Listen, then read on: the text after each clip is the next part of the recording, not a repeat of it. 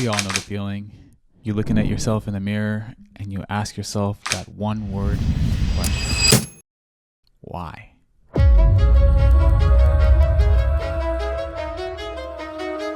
Why did I do that? And there you are again, dealing with the consequences of another bad decision, and you're unsure how to break free. But today, it's time for a transformation.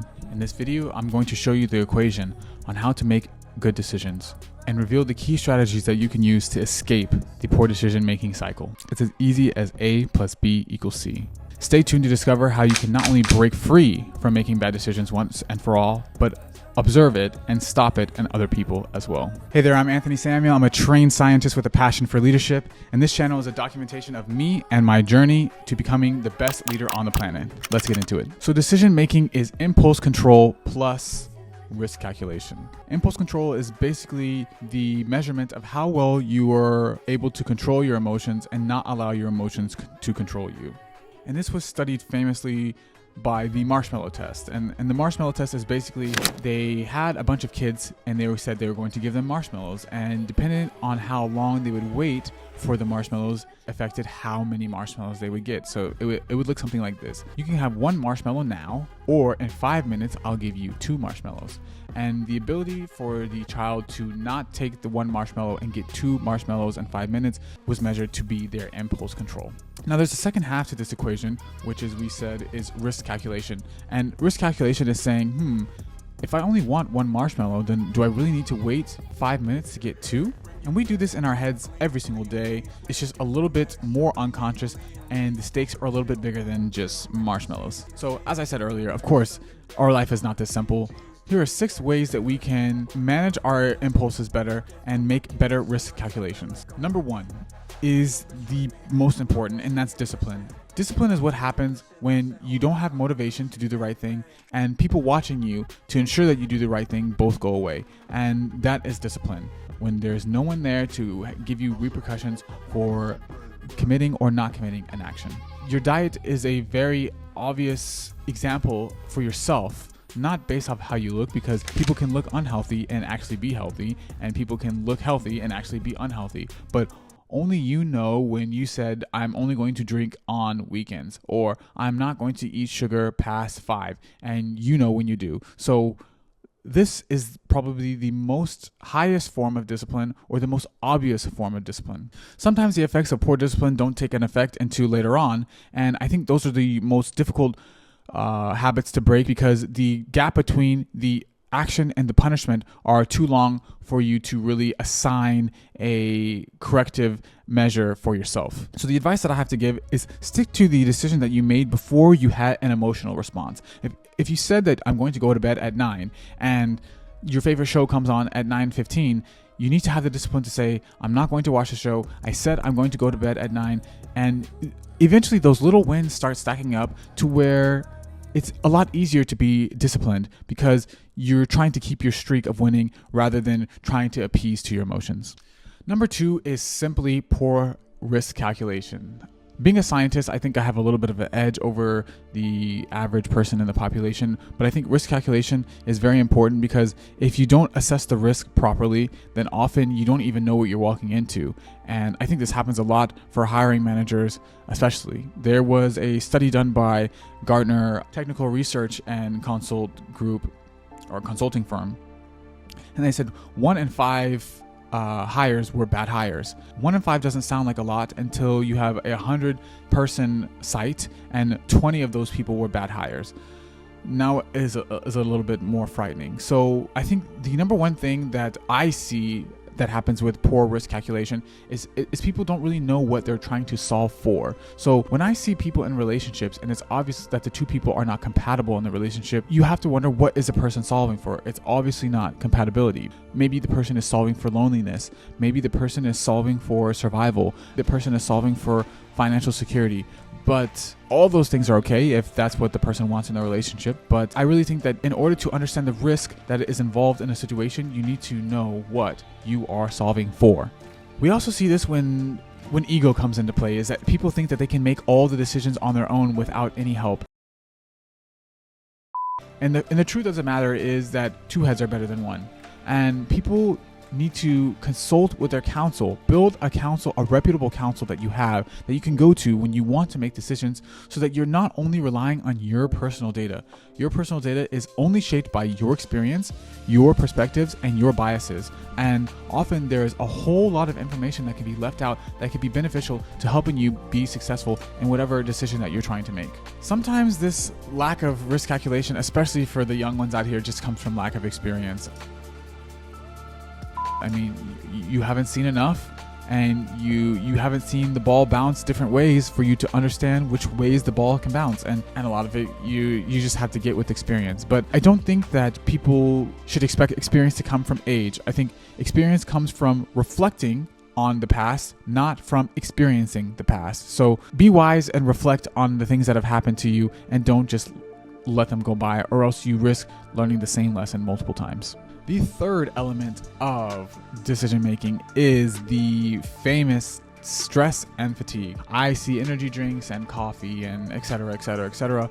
Everybody is always tired, everyone is always fatigued, but stress and fatigue impacts the way you make decisions. It was found by a survey done by Career Builder that 71% of managers had admitted to making bad decisions due to work stress or work fatigue. And that's just really unfortunate, because this is a very preventable thing.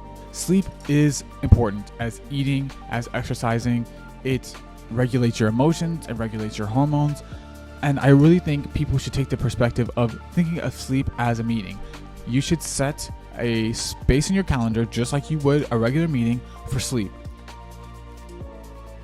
And if your bedtime is 8:30, you are late for your meeting if you are not in bed by 8:30. And that is how you should approach it, because usually the people that are not very good at this do not miss their meetings that don't involve sleep. So make a meeting in your calendar called sleep between you, your bed, and whoever else you want in your bed. But when the time comes, you need to be there or you're late. And you need to prepare for this meeting just like anything else. Don't come to bed stressed out, not wound down yet. Wind down so you're not laying in bed staring at the ceiling just like you would in a meeting that someone else was unprepared for. The fourth thing is cognitive biases, and there's a lot of biases that we can have, but I've outlined 4 biases that I think is the most impactful in making bad decisions. The first one is similarity bias. So you can see this with hiring managers or people on like a hiring panel, and you'll hear them say things like, after the interview is over, like, I like this person, they remind me of myself. And that's great if you're trying to hire a person that's like yourself, but it's not so great if you're not. So I think people like what's comfortable and not what is correct. So you need to be solving for the correct thing and not the thing that is comfortable. We also have speed bias. Of course, I mean, living in America, everything is now. I want it now, and I want it yesterday, basically. And this rushing effect can also cause us to make bad decisions, because we choose the worst decision to get it early rather than waiting a little longer to get a better outcome from a better decision. Another bias we have is experience over facts. So sometimes people will take anecdotal evidence from themselves or someone that they love and use it as factual evidence to make a decision, and that is not effective. It's just not. So because your feelings are involved in the way you perceive an experience. So make sure that you're using true facts over experience for the decisions that you make. And lastly is my favorite one, and that is security bias. And this has been one of the biases that I've been really working on in 2024 to try and overcome. And scarcity bias is crippling, because you give up a lot of your power to do great things because you're afraid to move on. You're afraid of losing resources, you're afraid of losing friends, you're afraid of losing the approval of someone you care about. And it's really unfortunate, because you have all the ingredients, you have the environment that's ready for you to grow, but you have this scarcity bias that you're not going to make it. And I think it's something that everyone is born with, because we all have the need to survive, but we were not put on this earth to survive. We were put on this earth to thrive. So I challenge everyone to confront their security bias and really do not what's good for them, but what's great for them. Number 5, I think, is popular, especially with the younger crowd. With social media, everyone is watching every single thing you do. Everything is on video, everything is on photo, and this has created this overwhelming sense of insecurity. So I think that the number 5 element in making poor decisions is the pressure of the outside. It's just insecurity. And once that you quiet the voices in your head, which are not yours, they're other people talking to you, you can really hunker down and just make good decisions because you're not afraid of what other people are going to say. The sixth is a core value that I hold to myself, and that is being ruled by your emotions.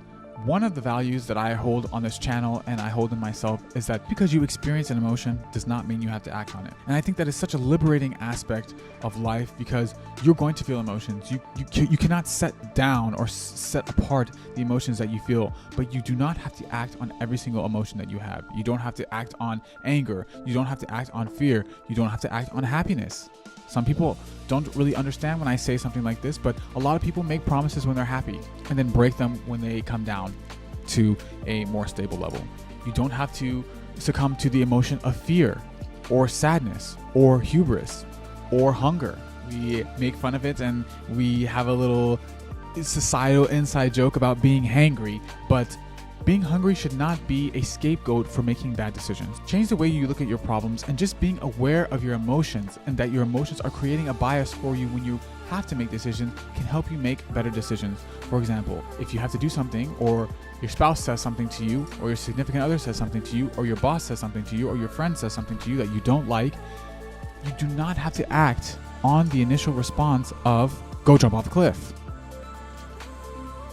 You don't. Take some time. Understand, I'm very upset at the thing that this person said to me, but I'm not going to respond. Your environment has a lot to do with your emotions as well. So if you're in a toxic environment, if you're around people who are negative, if you are eating bad things, if you're consuming negative things on social media, it is going to affect your decision making unconsciously. So please use your conscious brain to filter out the environment so that the environment is not influencing you.